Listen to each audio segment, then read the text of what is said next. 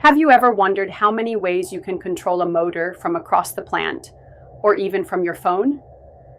In this video, we'll explore all the ways you can run a VFD, from right in front of it or from miles away, and when to use each method.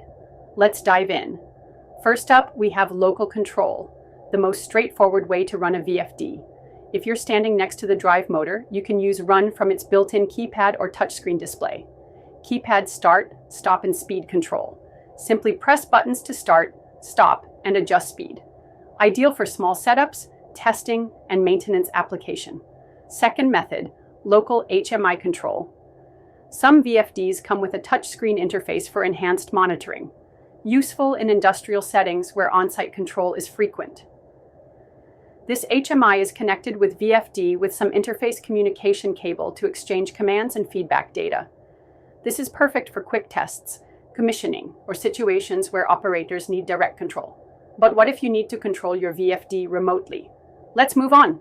Local control is great, but what if your VFD is installed in a tough-to-reach location? That's where remote control comes in.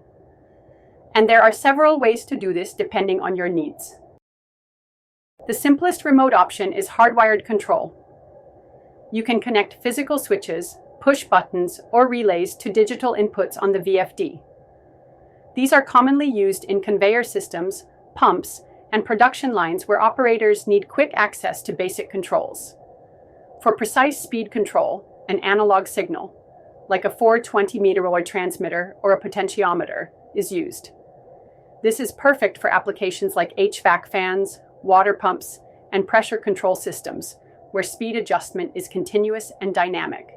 Fourth method, a programmable logic controller PLC, SCADA, or DCS systems is a game changer. It can control multiple VFDs, automate sequences, and even respond to process conditions.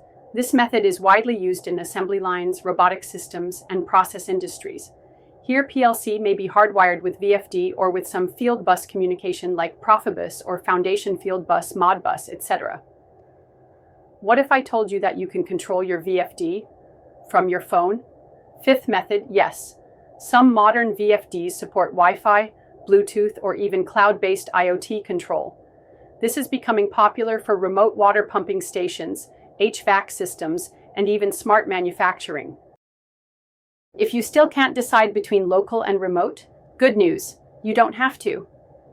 Many VFDs allow a hybrid approach, where a selector switch lets you toggle between keypad and remote control.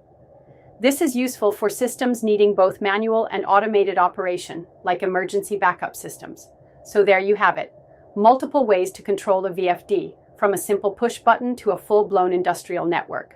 Whether you're running a single motor or an entire factory, choosing the right control method can improve efficiency, reduce downtime, and even save energy. Which method do you use in your setup? Let me know in the comments. And if you found this video helpful, don't forget to like, subscribe, and hit that bell icon for more industrial automation content. Thanks for watching, and see you in the next one.